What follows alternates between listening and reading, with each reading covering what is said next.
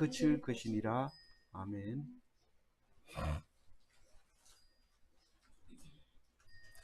예. 잠언 17장 1절에서 14절. 마른 떡 한 조각만 있고도 화목하는 것이 제육이 집에 가득하고도 다투는 것보다 나으니라. 오늘은 14가지 잠언을 묵상할 텐데요. 1절 말씀은 화목이 제일 우선이고 재물은 차선이다. 화목 우선, 재물 차선, 이런 제목입니다.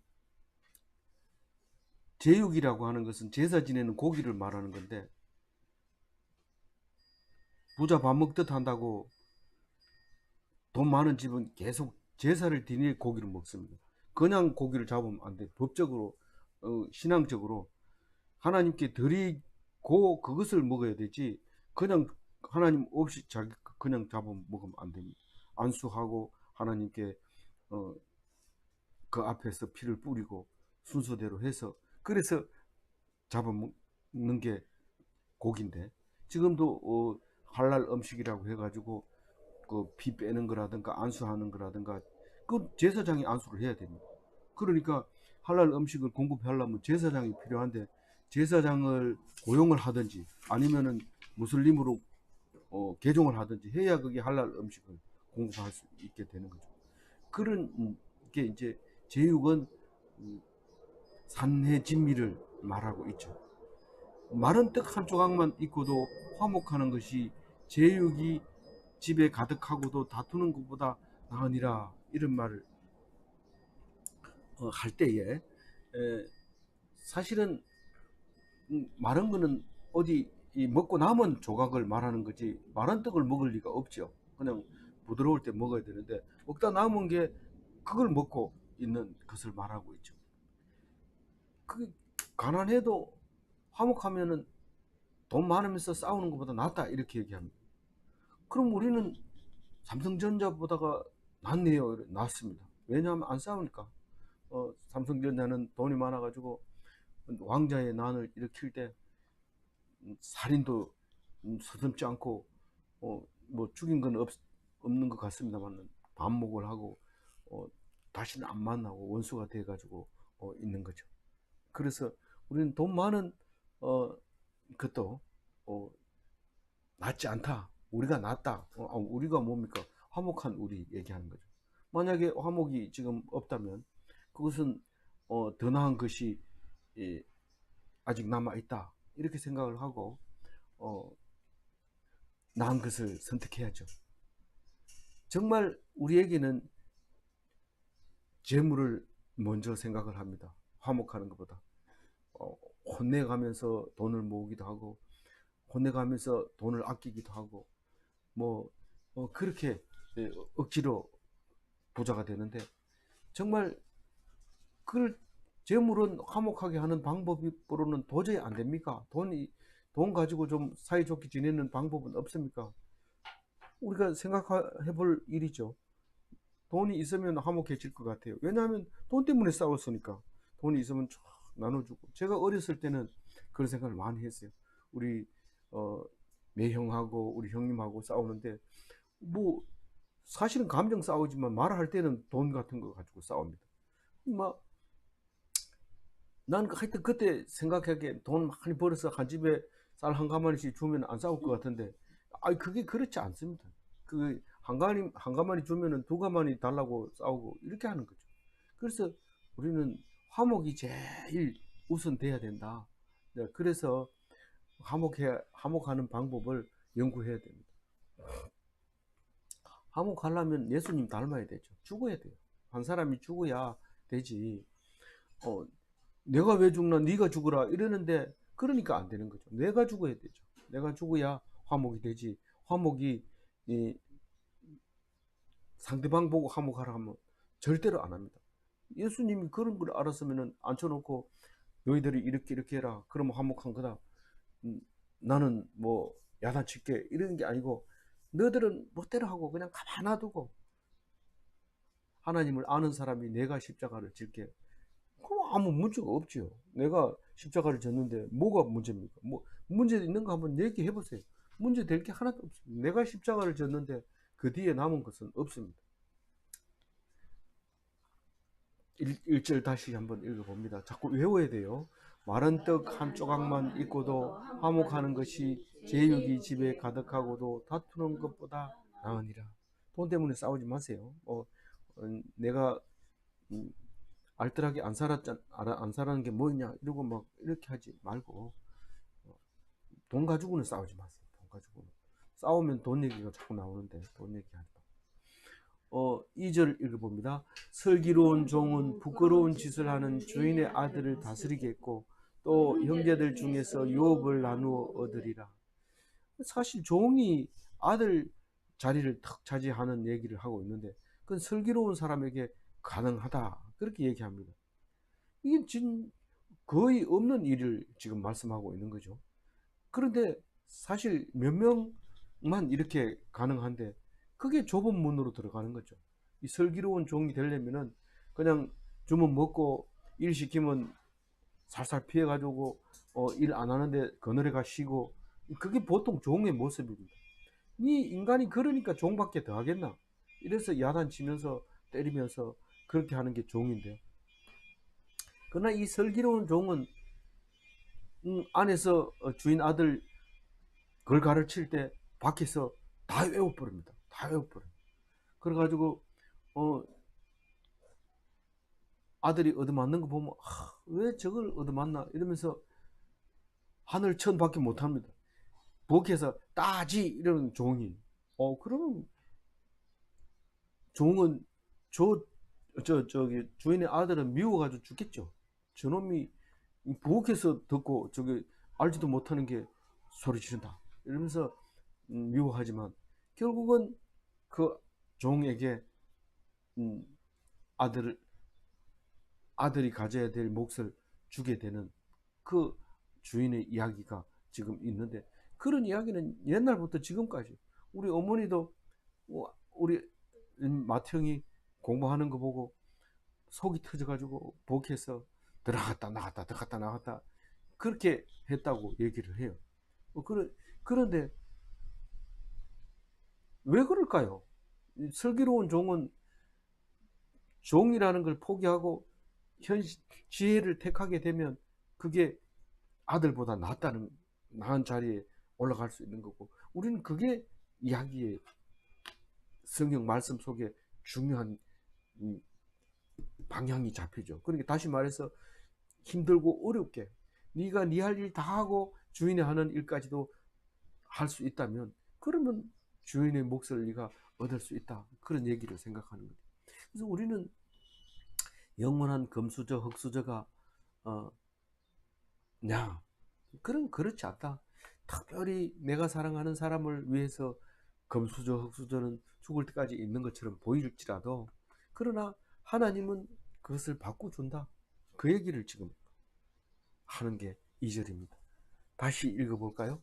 슬기로운 종은 부끄러운 짓을 하는 주인의 아들을 다스리겠고 또 형제 중에서 유업을 나누어 얻으리라. 3절 읽어봅니다. 도가니는 언을 풀무는 금을 연단하거니와 여호와는 마음을 연단하시느니라. 연단한다는 건 그 용광로에다 넣고 하는 건데 쇠를 녹일 때는 용광로라고 그러고 이게 금이나 은 같은 거 할 때는 도가니라고 얘기하는데 그래도 뭐 원어는 똑같은 말이죠. 근데 풀무불을 이렇게 바람을 불어넣은 걸 풀무라고 하는데 바람을 불어넣으면 그게 온도가 그냥 자연적으로 타는 것보다 훨씬 높은 온도를 내기 때문에 금속에 은속에 들어있는 그 불순물이 다 녹아버리고 이제 금을 얻을 수 있는데 그냥 순금을 얻을 수 있는 방법이 있느냐? 없다는 거예요. 순금을 얻을 수 있는 방법은 녹이는 수밖에 없는 거예요. 요즘은 전기 기술이 발달돼서 전기를 흘려가지고 순금을 도수를 높일 수가 있는데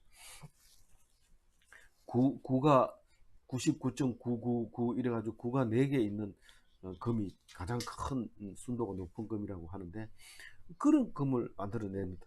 그런데 사람도 똑같아요. 마음을 연단할 진짜로 하나님 앞에 지혜로운 사람을 만들어내기 위해서는 연단 없이는 안 된다는 거죠. 그래서 연단을 하게 되는데, 연단할 때는 아프죠. 우리가 환란을 통해서 지혜를 깨닫게 되고, 이론적으로 잘 알죠. 성경 읽어보면 무슨 말인지 다 알지만, 고난을 통해서 그것을 딱 받았을 때 진짜 순금이 돼서 나오는 거죠. 그러면 누가 뭐라 해도 남들은 이해 못하는 것을 해결하는 거예요. 할 수 있는 거예요. 그래서 연단 없이 순금을 만들 수 없습니까? 하고 하나님한테 물어보면 만들 수 없다고 그래요. 만들 수 없다. 그럼 저 사람은 생전에 환난을 당한 거 짜는데 어떻게 말을 저렇게 술술합니까? 근데 네가 몰라서 그렇지, 내가 연단했어. 그리고 연단을 안 한 게 확실하다면 그 사람은 그 순금이 아니야. 90%는 돼도 9가 9, 4개 있는 그런 건 아니야. 이렇게 말하면 되는 겁니다. 그러니까 우리는 연단 없이 좀 순금 만들어 주세요. 안 됩니다. 어려움이 오면은 뭘 생각해야 돼요? 순금을 생각해야 돼요. 9가 4개, 별이 5개가 아니고 9가 4개 이러면은 더 이상은 깨끗하게 못 한다는 거예요. 지금 현재 나와 있는 게 뭐 표준 거기에는 있는지 몰라도 거래되는 금 속에는 금이 99.99 그거밖에 안 된대요. 그 우리 속에 뭐 90%만 돼도 얼마나 사람 존경받습니까?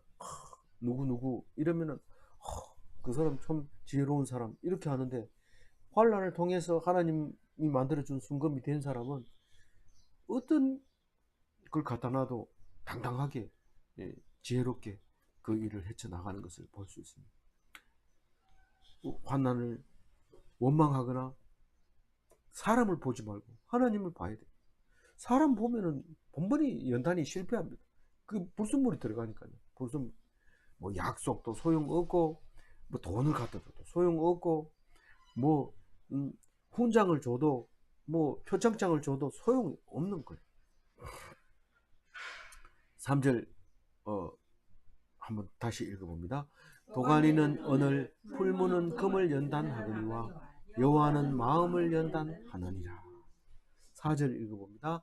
악을 행하는 자는 사악한 입술이 하는 말을 잘 듣고, 거짓말을 하는 자는 악한 혀가 하는 말을 귀를 기울이느니라. 잘 듣는 거하고 귀를 기울이는 거하고 같은 말이에요. 근데 왜 다르게 써요? 같이 쓰지. 한 번 쓰는 거는 다시 쓰면은 안 들어요. 우리가 어제 했는 거 또 한다 이러면서 막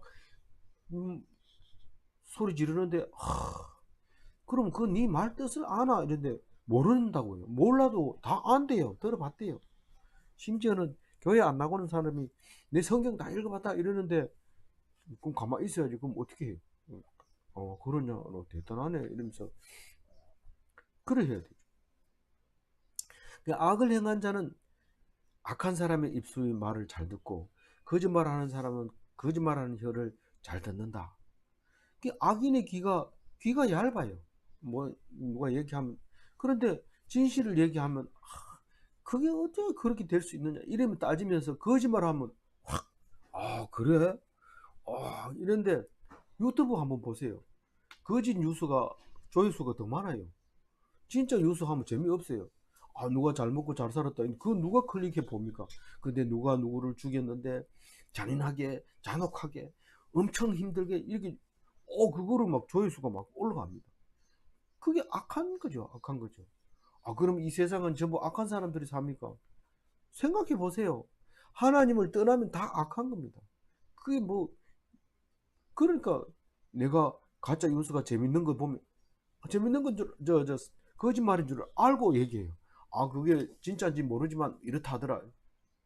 모르면 얘기하지 말아야지요. 팩트만 얘기합니까? 그러면 꼭 그런 건 아니지만 보지 말아야 돼. 그런 건 하나님만 바라보고 있어야 되지. 그런 쓸데없는 얘기를 왜 합니까? 뭐 해야 될 이유가 뭐가 있습니까? 안 하면 되지. 그래서 악한 이야기를 흥미를 가질 필요 없고, 거짓말인 줄 알면서 진짜인지 모르지만 이러면서 유튜브 본 거 얘기하지 마시기 바랍니다. 그래서 진짜로 그런 얘기하거든. 이 4절을 읽다가 마음에 찔리거든. 나는 정말 하나님 말씀에만 귀를 기울이는가 하고 물어보면 물어보라고 4절을 말하는 거예요. 이 잠언 4절 17장 4절 읽어봅니다. 악을 행하는 자는 사악한 입술이 하는 말을 잘 듣고 거짓말하는 자는 악한 혀가 하는 말에 귀를 기울이느니라. 5절 읽어봅니다. 가난한 자를 조롱하는 자는 그를 씌으신 주를 멸시하는 자요 사람의 재앙을 기뻐하는 자는 형벌을 면하지 못할 자니라. 우리가 어떤 어려움을 당하는 사람을 보면은 호빵을 슬쩍 끼면서 잘 됐다, 아유 고소하다 이런 말을 겉으로 하는 사람도 있지만 겉으로는 절대 안 하고 속으로만 하는 사람 있어요. 그래서 겉으로는 말을 못하지만 배가 막 아픈데 자세히 알아봤더니 사촌이 논을 샀던 거예요. 그래서 우리는 다 알아요. 어떻게 알아도 알아요. 좀 아프다 이러면은 어디 아프나 배가 아프다 그러냐 그러면 다른 얘기 해보세요. 다른 얘기 뭐 배 아픈 얘기 말고 다른 얘기 이래 하다 보면 이게 사촌이 논 샀는 걸 알게 돼요. 그래서 야 니 나와라 오늘 배 아픈데 오늘 맛있는 거 사줄게 이래가지고 먹고 나면은 배가 안 아프대요. 왜냐하면 좋은 친구가 있고 서로 이야기를 나눌 사람이 있으니까 배가 괜찮아졌네. 그렇게 나는 거예요. 근데 그 얘기 중에서 가장 효과가 좋은 게 신약과 구약이 있는데 우리는 지금 구약을 읽고 있지만은 사실 신약 속에도 엄청 좋은 약이 많이 있거든. 막 죽는다고 통곡을 하다가 예수님 딱 쳐다보니까 예수님이 내보다 훨씬 힘들게 돌아가신 거예요. 부끄러워가지고 말을 못해. 그냥 뭐 하나님 그리고 눈물씩 닦고 딱 나오는 거예요. 그게 놀라운 거죠. 놀라운 거. 그게 신약에 있고 구약에는 그거는 없지만은 잠언이 있잖아요. 그 대신 잠언이 있어가지고 예수님이 왜 십자가를 졌는지 그거를 말하고 있잖아요. 그래서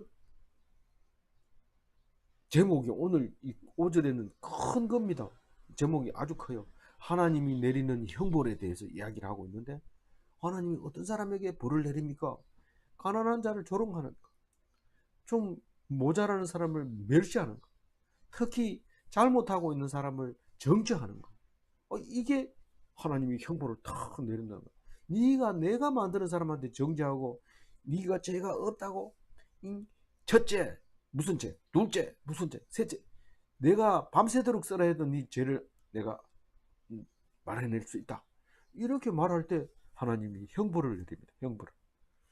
야, 네가 지금 내가 만드는 사람을 지금 멸시하고 네가 정죄하고 있어. 정죄라는 말은 이 구약에 잘 안 나옵니다. 신약에 예수님 오시고 나서 정죄하지 마라. 정죄가 네 벌을 받는다. 이렇게 주로 말하죠. 그 신약 성분하고 이게 양약하고 그 한약하고는 성분이 다르죠. 근데 뭐 치료하는 거는 방법이 달라서 그런 거죠. 그래서 조롱당하는 자의 기도를 하나님이 들을까요? 안 들을까요? 조롱당하는 자의 기도를 듣습니다. 조롱당하는 사람이 조롱당하고 가만히 있어가지고 집에 가가지고 기도하는 게 아니라 어쩔 수 없이 조롱만 당하는 거예요. 뭐 할 말이 없잖아요. 그냥 조롱당하고 치우는 거예요. 그리고 멸시를 당하고 치우는 거예요. 멸시당하는데 대답할 수 없어요. 그러니까 할 수 없이 당한 그 조롱이 하나님 기도를 들어주신다. 예수님이 십자가에서 드리는 기도를 제일 잘 들어줘요. 제일 잘 들어. 그래서 십자가에서 저들의 죄를 용서해 주소서 이렇게 하면 하나님이 그들 죄를 용서해 줍니다. 근데 예수님이 아니기 때문에 많은 사람이 예수님이 아니기 때문에 멸시당할 때 기도하면 누가 당하겠어요? 멸시한 사람이 당하죠. 근데 하나님 내리는 형벌인데 커요. 가난한 자는 하나님께서 창조했다는 것을 기억하고 그 사람을 조롱하면 하나님 멸시하고 남의 불행을 좋아하면 그 조롱당한 자가 그냥 있지 않습니다. 가만히 있지 않습니다. 기도합니다. 나는 불행한 자를 조롱한 적이 없어. 이렇게 말할 사람이 있습니까? 그러면 하나님이 형벌을 내리실 겁니까? 내리죠, 당연히. 잠언서에 있는 것처럼 형벌을 내리지만, 그러나 우리는 걱정 없는 게 있어요. 왜요? 왜요? 예수님이 계셔서 너 그렇게 할 줄 알고 내가 십자가에 진 거야. 나만 쳐다봐. 하나님 쳐다보니까 내가 조롱했는 게 입을 찢고 싶죠. 그렇지만 하나님께서 다 알고 용서해 주셨어요. 예수님. 그걸 모르면 목매는 수밖에 없어요. 가룟 유다가 되는 거죠. 되는 거죠. 뭐 내가 예수님 팔지도 않았는데 왜 가룟 유다가 됩니까? 기분 나쁘게 얘기하지 마세요. 모르면 가룟 유다가 된다는 거지. 뭐 베드로는 뭐 예수님한테 뭐 배반 안 한 줄 아나? 뭐 사도 바울은 뭐 예수 믿는 사람 얼마나 많이 죽였는데, 따져 보세요. 그러나 다른 것은 예수님을 알면 사는 거고 모르면 죽는 거예요. 우리는 가룟 유다가 다 가룟 유다지만 가룟 유다일 수밖에 없는 것은 예수님의 사랑을 모를 때 가룟 유다가 되는 거죠. 가룟 유다 행동으로 따지면 가룟 유다보다 훨씬 못하죠. 우리가 5절 읽어봅니다.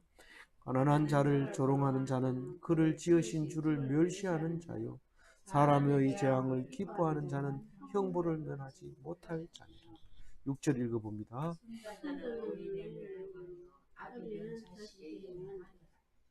뭐 다 손자는 노인의 면류관이요. 손자가 잘 크냐? 뭐 아들을 휴대폰에다 넣어가지고 다니면서 보여준 사람 없는데 손자는 꼭 사진 찍어가지고 보여줘요. 그 뭐 손자 없는 사람은 만나기 싫어요. 아 잘생겼네 이런데 속으로 막 열이 막 올라옵니다. 우리 아들은 아직 장가도 안 갔는데 그래도 이쁘네, 아유 이쁘네 이런데 손가락 5개 맞나 10개 맞더나 뭐 이런 물어보고 이래 하려 해도 겁이 나서 뭐 아니 저기 그 무슨 병원이죠 우리가 간 데가 W 병원에 가면은요 애들 그 육손이를 이게 샘플링 해놓은 거 섞고 해놨는 거 보면 그 장 안에 꽉 찼는데 정말 종류도 많아요. 그런데 그거를 다 거기서 사진을 찍어서 필요 없는 거 잘라내고 있는 거 붙여가지고 크면 이쁘게 딱 이렇게 만들어 주는데 참 기술도 좋고 감사하죠. 평생을 육손이로 손가락질 받으면서 살 애들이 그 깨끗한 손으로 그렇게 살게 해주시니까 참 감사하고 그 병원이 참 좋은 일 한다 그렇게 눈으로 보이니까요. 내과 의사가 더 힘들지만 그래도 눈에 보이니까 많은 것을 잘하고 있다 이런 생각이 들더라고요. 어쨌든 이 손자는 노인에게 자랑거리 자랑거리. 왜냐하면 공부 잘 못해도 노인 손자가 별 중요한 게 아니고 손자가 있는 게 그냥 멸류관인 거예요. 아버지는 자식의 영환이라. 아버지 있는 사람과 아버지 없는 사람이 가서 기죽는 게 달라요. 아버지 있는 사람 뭐 아버지가 아직 살아 계시는 사람도 이 자리는 없지만 아버지 있을 때는 그래도 툭 하면 아버지한테 물어보고 또 아버지가 있으니 내 마음대로 못하고 또 아버지한테 가봐야 되고 뭐 이런 얘기를 자꾸 하죠. 그래서 아버지가 없으니까 갈 데가 없어. 어머니 건강하고 뭐 이러니까 갈 데가 없어. 근데 자식에게는 아버지가 그만큼 중요해요. 영적으로 굉장히 중요해요. 근데 그러면 아들은 뭐 면류관이 아닙니까? 아들은 면류관이 이 잠언에는 그런 말을 안 해요. 아들은 면류관이다 이래 안 해요. 근데 뭐 어떤 집 아들은 아버지를 막 때리고 이러니까 내가 저놈 아들 안 낳았으면 좋겠다 이러고 경찰한테 신고하고 막 이러니까 옆에 앉은 아주머니가 때리는 아들이 있으면 좋겠다. 가슴이 철렁 내려앉는 거죠. 우리는 남의 사정을 모르고 내 사정만 볼 때는 기가 막히죠. 더더구나 예수님 안 쳐다보면 죽고 싶죠. 약이 없나? 내가 한번 죽어야 네가 정신 차리지. 죽어보세요 정신 차리니. 안 차립니다. 죽는 사람만 손해죠. 그러면 아버지는 영광인데 할아버지는 뭡니까? 할아버지는 아무것도 아니에요 사실은. 손자들은 할아버지 이름도 모르는 사람만. 우리 아들들은 할아버지를 보지도 못했지만 할아버지는 뭐 별로 의미 없습니다. 그래도 할아버지가 상속하면 손자까지 가요. 아들이 없을 때 손자까지 가고, 빚도 아버지가 상속을 포기한다든가 이러면 아들한테, 손자한테 가요. 근데 그러니까 이렇게 손자는 좋지만 손자 입장에서는 공짜로 생긴 돈이지 그게 뭐 할아버지가 나를 생각해서 줬다 이런 생각을 안 하거든요. 그러니까 어쨌거나 할아버지는 뭐 크게 중요하지 않지만 아버지는 아들의 영광이고 할아버지는 손자가 영광이죠. 손자가 자기 면류관이죠. 그렇게 영광하고 면류관하고 같은 말이에요. 다른 데는 영화의 면류관이다 이렇게 쓸 때도 있지만은 그게 같은 말인데 반복해서 그렇게 쓰는 거죠. 우리 이 자녀들 보고 요새 애들 다 결혼 늦게 하는데 그냥 되는 대로 해라 이러고 다른 사람 잘못 데리고 오는 것보다는 같이 그냥 우리끼리 사는 게 낫다 이런 생각할 사람이 있으면 빨리 보내가지고 손자를 보세요. 손자를 보는 게 그게 면류관입니다. 오늘 그 얘기 하려고 6절 하는 거예요. 읽어봅니다. 손자는 노인의 면류관이요 아비는 자식의 영혼이라. 7절 읽어봅니다. 지나친 말을 하는 것도 미련한 자에게 합당하지 아니하거든 하물며 거짓말을 하는 것이 존귀하는 자에게 합당하겠느냐. 여기 말이 애매해가지고 여기 이해가 갈라 하다가 말라 하다가 자꾸 이렇게 해요. 그래서 다른 데를 보면은 이 지나친 말을 한다는 것은 그 거짓말을 하는 걸 지나친 말이라고 했어요. 다른 번역에. 그 미련한 자가 거짓말을 하는 것도 안 된다는 거예요. 미련한 자는 미련한 말을 하는 거니까 거짓말 좀 하면 당연한 거 아닙니까? 그러니까 미련한 거 아닙니까? 그래도 지나치게 거짓말을 하면 그거는 미련한 것도 아니고 그거는 사람도 아니다. 인간도 아니다. 미련한 자도 아니다. 이렇게 말하는 거예요. 그게 앞에 말이. 그 말이. 그 어렵죠. 우리는 보통 그런 말을 잘 안 쓰는데 이렇게 어렵게 써놓은 거예요. 지나친 말을 하는 것도 미련한 자에게 합당하지 아니하거든.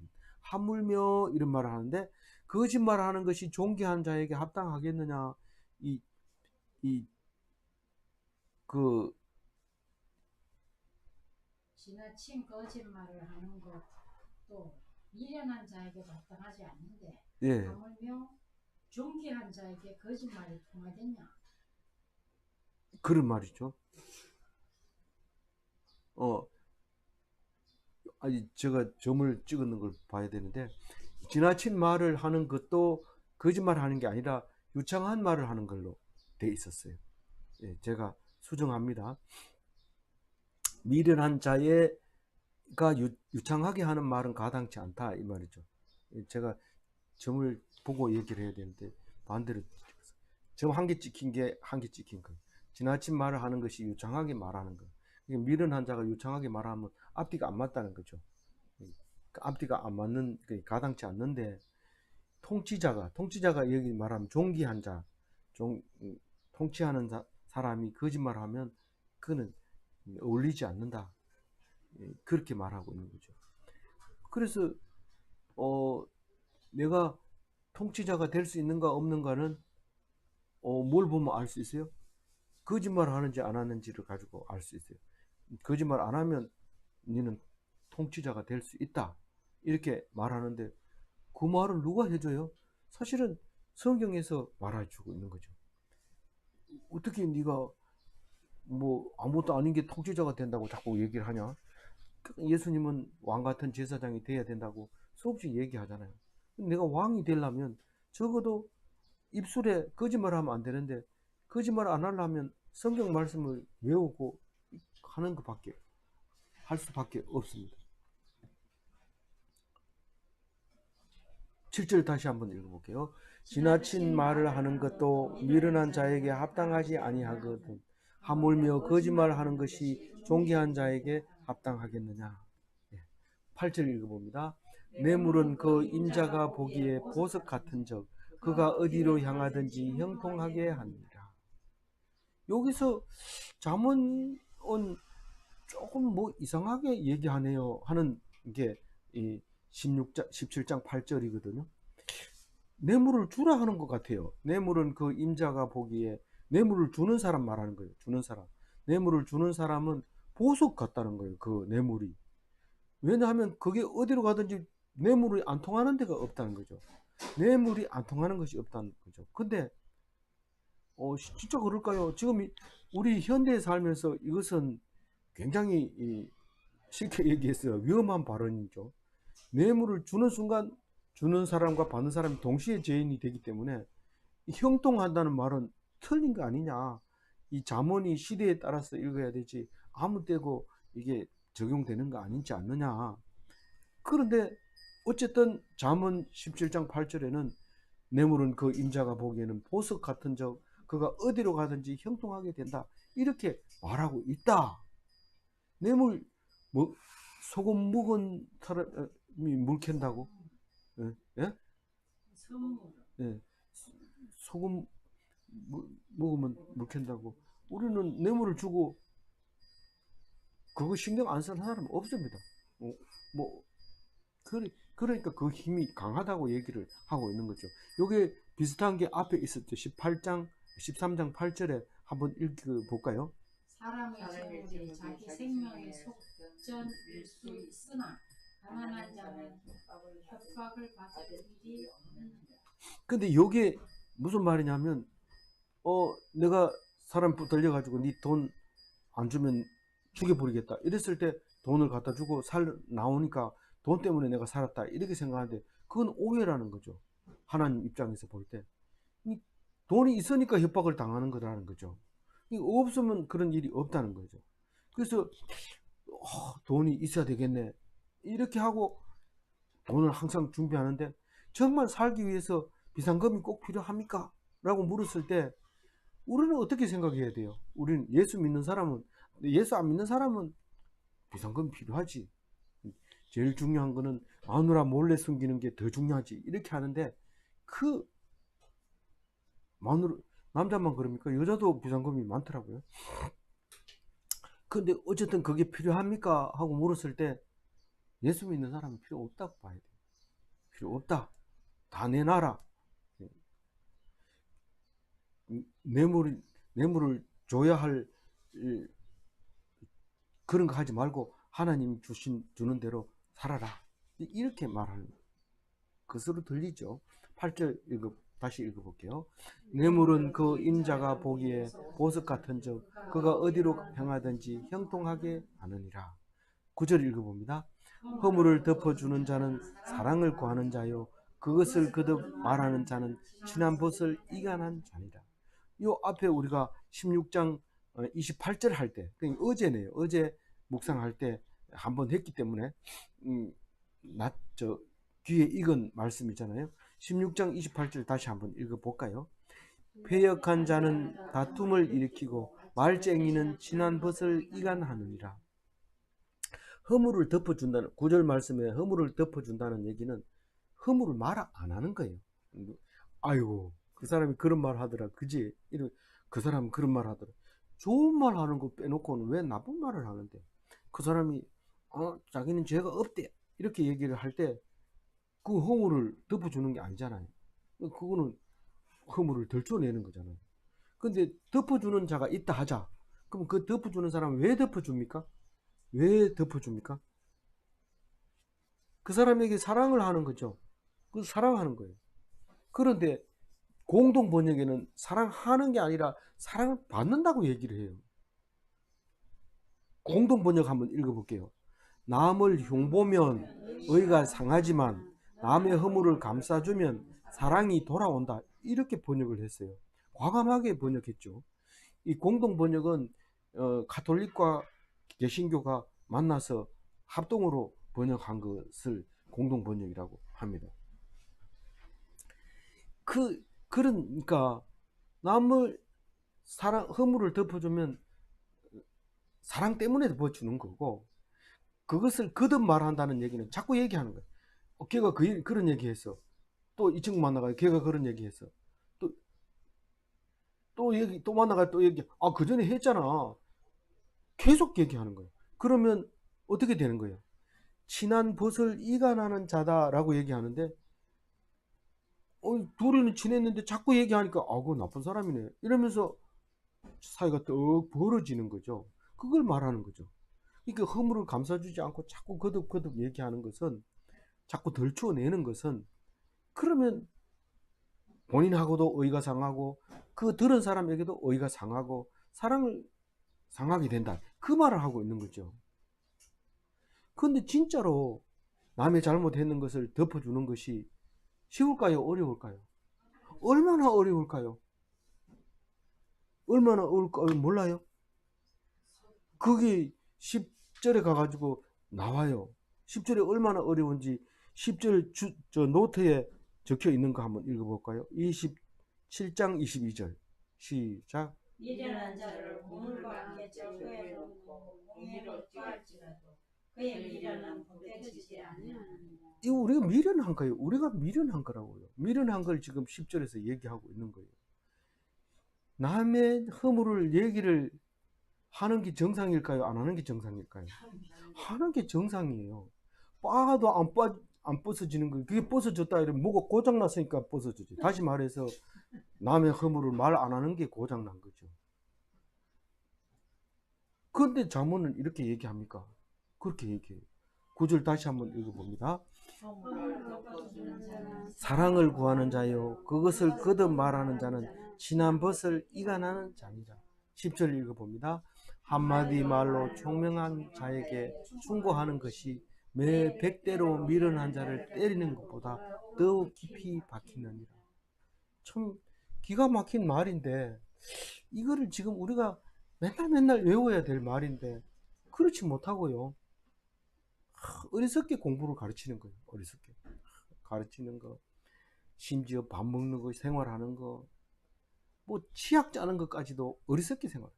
계속 얘기하는 거예요. 이러지 마, 저러지 마, 그렇게 하면 안 돼, 이렇게 하면 이렇게 해야지, 저렇게 해야지, 계속 얘기하는데, 그래 가지고는 점점 딴 데로 갑니다. 그러니까 미련한 자를 만드는 양산을 하고 있는데도 몰라요, 우리는. 그래서 한마디만 딱 하면 총명한 자는 총에 맞은 것 같아요. 총에 맞은 것 같아요. 그렇게 말 안 하다가 한마디 딱 하면 너무하네, 너무 잔인하네, 이런 말을 하죠. 왜냐하면 그런 소리 처음 들어봤기 때문에. 맨날 하던 사람은 기죽기죽 웃죠. 그게 뭔 말인데. 그러면 충고가 안 들어가니까 뭐 그대로 못 고치고 살아가는 거죠. 그대로. 그러니까 엄청 입을 다물고 있어야 돼요. 특히 험에 대해서, 잘못한 거에 대해서 얘기하지 마. 밥 적게 먹어라, 살 빼라, 이런 얘기는 절대로 하면 안 돼. 우리 하다샤 그 얘기하면 성질 되게 냅니다. 왜 그런 얘기를 해요? 이렇게 입을 막 막으려고 이렇게 되더래요. 근데 진짜로 깜짝 놀래죠. 그런 얘기하면 안 되나? 안 돼요. 지금 절대로 안 돼요. 안 합니다. 그래서 하고 싶을 때는 막 차 타고 가다 뚱뚱한 사람 보면 이거 밥 많이 먹었네, 이거밖에 말 못해. 딴 뭐 마주 보고 얘기해서도 안 되고, 우리 애들 보고도 그런 얘기하면 안 됩니다. 그래서 내 100대 때려봐라, 그게 고쳐지는지. 안 돼요. 절대로 안 됩니다. 그러니까 때리지 않고 말 안 하고 딱 한마디 딱 충고를 들을만 할 때, 지혜가 뜰 때 그래 해줘야 돼요. 그래서 충고를 받는 사람은 누가 받아줄까요? 충고를. 총명한 자인데 누가 총명할까요? 계속 놔두면 총명이 들어가요. 그런데 계속 얘기하면 미련해져요. 계속 얘기하면 사람이. 그래서 참 누가 뭐라 하더라도 그냥 참고 들어줘야 돼. 들어주다가 더 이상 얘기할 게 없어가지고 이럴 때 한마디 딱 해줘 버리면 그게 뭐예요? 한마디 딱 들어오는데 아주 깊이 박히는 거죠. 뭘로 박히는지 표현을 안 해놨는데 뭐 깊이 아주 박혀버려요. 화살이 박히는지 뭐지. 내 100대보다 더 세게. 10줄 다시 한번 읽어봅니다. 한마디 말로 총명한 자에게 충고하는 것이 매 100대로 미련한 자를 때리는 것보다 더욱 깊이 박힌다. 그러니까 말하는 사람이 문제가 아니고 듣는 사람이 문제가 있는데, 듣는 사람이 중요하지, 때리거나 뭐 충고하거나 그런 그 사람이 중요한 게 아니라, 내 말을 말 걸짠다 이러면서 야단치면은 점점 더 나빠집니다. 아니 제가 경험해 봤어요. 뭐 우리 아내도 그렇고 아이들도 그렇고 동료도 그렇고 친구들도 그렇고, 말하면 점점 그쪽으로 갑니다. 심지어는 야 말 놓지 마, 내가 니보다 나이 많잖아, 이러면 알았어 이러는데 헛파티 베는 거죠. 말 안 하는 게 100번 낫죠. 미련 한장한테 그런 얘기 해봐야 내 입만 더러워지는 거죠. 그냥 말 놓거든 그냥 그래 그래 알았다. 환갑 저이니까 지금 환갑 넘었어. 그런 얘기 하면 안 됩니다. 그렇게 그냥 넘어가는 거예요. 그러다가 이제 사이가 좋아지고 막 이래 칭찬 받아가지고 좋아질 때 그때 한마디 딱 그러면 딱 고치는 거죠. 11절 읽어봅니다. 악한 자는 번영 힘쓰나니 그러므로 그에게 잔인한 사자가 보냄을 받으리라. 잔인한 사자가 뭐 라이온을 얘기하는 게 아니죠. 이제 그놈 죽여라 이러면은 그 사자가 가서 그놈을 죽이는 그 사자 말하는데, 이 악한 자는 반역만 힘쓰나니 그 뭐 반역 아닌 것을 전혀 힘 안 씁니까? 악한 자라는 그 말 속에 반역이라는 말이 들었으니까 착한 일을 하는 건 소용이 없고 덮여버리고 악한 거에게 덮여서 그건 말을 안 해요. 그렇지만 악한 자도 착한 게 들어있어요. 왜냐하면 살아있다는 그 자체가 벌써 아이 놓고 가정을 위해서 애쓰고 이런 게 있기 때문에 선한 게 있어요. 무조건 악한 사람은 똥은 원래 좀 더럽지만 그건 뭐 잘한 게 없는 게 아니고 있어요. 있지만 그 얘기는 안 하는 거죠. 안 한 걸 뿐인데, 그렇다고 해서 좋은 거 할 때는 또 얘기해야 돼요. 그것까지 나쁘니까 쌍 얘기 하지 말자 이렇게 하지 말고. 그런데 그러므로 그에게 잔인한 사자가 보냄을 받으리라. 반역자에게 그냥 놔둘 사람이 누가 있어요? 반역자는 반드시 그 벌을 받게 되어 있습니다. 근데 우리 속에는 반역자가 없습니까? 반역자가 있습니다. 누굽니까? 잘 알잖아요. 내가 반역을 하고 있는 거예요. 어떻게 그런 심한 말을 합니까? 잘 생각해 보세요. 내가 선한 것도 있고 악한 것도 있다 이런 말입니다. 내 속에. 정말 잘난 짓만 하지 말고 정말 필요한 데는 겸손하게, 참 내가 죄인이죠. 당신이 무슨 죄가 있습니까? 내가 죄인이죠. 내가 진작에 당신하고 안 살았어야 되는데 이렇게 얘기를 그럼 더 잔인한 아, 말이지. 그렇습니까? 어쨌든 내가 반역자가 맞습니다.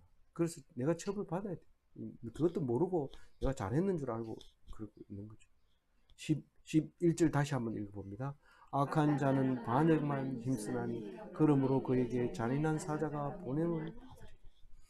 12절 차라리 새끼 빼앗긴 앙콤을 만날지언정 미련한 일을 행하는 미련한 자를 만나지 말라. 미련한 게 확실하면 도망가요. 보따리 싸가지고 도망가버려.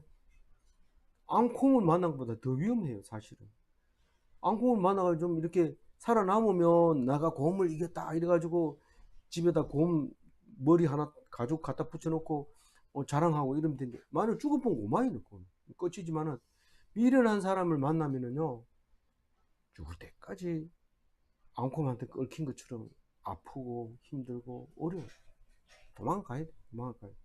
그래서 만나지 말 것이니라. 어떻게 만나지 말아요? 가다 볼 거는 턱 나타나는데 어떻게 해요? 그럴 때는 어떻게 해야 돼요? 하나님 계시잖아요. 예수님이. 우리는 모든 답을 예수님 이렇게 하면 90점까지 간단 말이에요. 그러면 만약에 앙콩을 만났어. 그러면 요 순환시켜가지고 해야지. 안 됩니다. 죽습니다. 순환시키기 전에 죽어요. 그래서 내가 힘을 길러서 이겨야지. 내가 힘이 안 굴러집니다. 하나님이 힘을 안 주는데 어떻게 합니까? 우리는 36개. 도망가야 되는데 곰이 또 빨라요. 그 덩치가 크기 때문에. 그렇기 때문에 가장 좋은 방법은 있지만은 지혜로운 사람은 어떻게 해요? 내가 죽었습니다 하고 엎드려 있으면은 곰이 와가지고 죽었네 이러면서 가만 놔둔단 말이에요. 교과서에도 나오는데 왜 모릅니까? 그래서 우리가 곰을 탁 만나면은 이게 미련한데 그러면서 내가 죽었다. 이제 내가 죽었다. 이 곰 만났으니까 죽었다. 나를 포기하면 이 곰이 슥 지나가는 거예요. 내가 사는 거야. 교과서에도 나오는데 기독교인은 하나님이 계시잖아요. 하나님한테 딱 맡기고 죽이면은 하나님이 나를 죽이는 거고, 이 사람이 살리면 하나님이 나를 살린 겁니다. 내가 그 사람을 이겼다 이러고 곰을 이겼다 이러는데 돌아가는데 곰이 탁 때려보면 그 얼마나 부끄러울 것 같아요. 그러니까 이겼다가 내가 이겼다가 아니라 하나님이 나를 곰을 지나가게 해주셔서 감사합니다. 이런 소리 지르다 보면 곰이 석 가지만 내가 이겼다 이러면 곰이 돌아와가지고 딱 때릴 수도 있거든요. 절대로 마음 놓으면 안 돼요. 절대로 하나님께 맡기고 그냥 죽이면 죽이고 살리면 살리고 이렇게 살아야 돼요. 13절 읽어봅니다. 누구든지 악으로 손을 엎으면 악이 그 집을 떠나지 아니하리라. 여기 배신자 얘기하는 거예요. 배은망덕한 사람. 배은망덕. 그렇게 검은 머리 파뿌리 되도록 같이 살자 해놓고는 도망가 버리면 안 돼. 악을 갚으면 그것도 모든 재산을 통째로 가지고 도망가 버리면 그러면 그 집이 뭐가 닥친다고요? 악이 닥쳐. 그 우환이 닥치는. 끝나지 않는 거예요. 도망가면 바로 우환을 주는데 그럼 돌아와서 또 우환을 고쳐야 되잖아요. 그거 골치 아파요. 도망가지만 가라 했다가 말아 했다가 그럼 어떤 거에 맞습니까? 그건 나도 모르죠. 하여튼 잠언서가 가라 했고 뭐 있으라 했고 했으니까 그대로 하는 건데 본인이 알아서 해야 돼. 하나님이 가라 하는 대로 가야 돼. 우리가 보따리 안 쌌다고 해가지고 배신 안 하는 겁니까? 절대로 아니죠. 우리는 늘 배신하고 있는 거예요. 기독인은 배신하지 않는가? 배신합니다. 근데 어떻게 살아나냐? 하나님이 계시니까, 예수님이 계시니까, 예수님이 다 책임져 주니까 배신하고도 남아있고 그래요. 그러니까 축복이 계속 임하는 거죠. 우환이 없는 거죠. 13절 다시 읽어봅니다. 누구든지 악으로 손을 갚으면 악이 그 집을 떠나지 아니하리라. 악한 것이 있으면 그걸 당해야 돼. 14절 마지막 절입니다. 다투는 시작은 흙에서 물이 새는 것 같은즉 싸움이 일어나기 전에 시비를 거치고. 무슨 말인지 알잖아요. 무슨 말인지 아는데 싸우기 전에 숫자가 우리가 적고 저쪽이 많고 이러면 가가지고 싸우지 말자. 내가 필요한 거 있으면 내가 얼마 세금 낼게. 안 되겠나?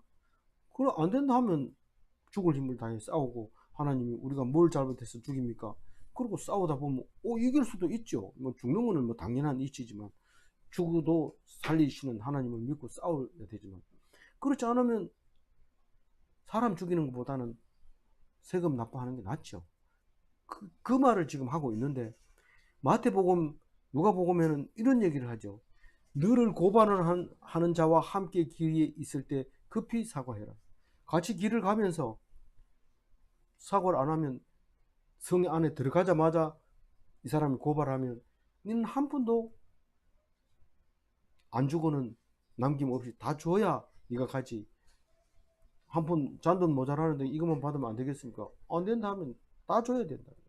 이 옛날 말이 그런 말이에요. 이 길을 갈 때 성에 딱 도착하면 성에는 재판관이 있으니까 딱 붙잡아가지고 재판을 하니까 성문 앞에서 재판을 해요. 장로들이 앉아가지고 줘라 이러면 안 주면 그 성 안으로 들어가지 못해 돌에 맞아 죽을 수 있어요.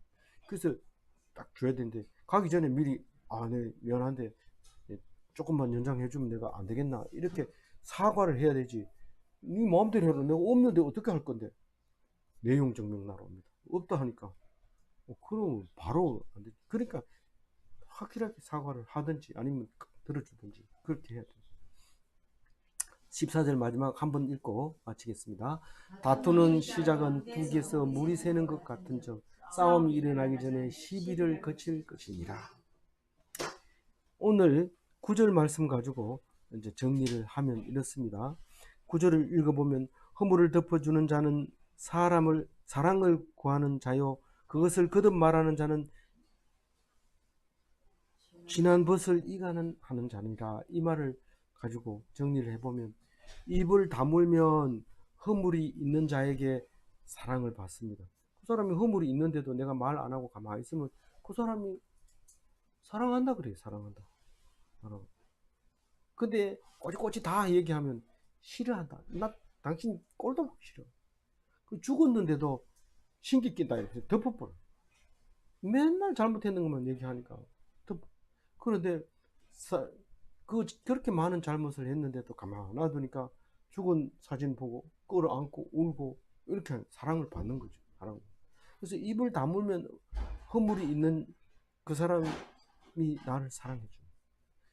그 다음에 남의 잘못을 자꾸 덜쳐내면 원수가 돼. 다시는 보기 싫다. 이렇게 된다는 거예요. 그래도 한번 읽어볼까요? 제일 밑에 있는 두 줄. 입을 다물면 네, 네, 감사합니다. 그 두 줄 다 읽읍시다. 입을 다물면 허물이 있는 자에게 사랑을 받습니다. 예, 이거는 없는 건데 어디서 나오냐? 이거 전중함의 자문이다.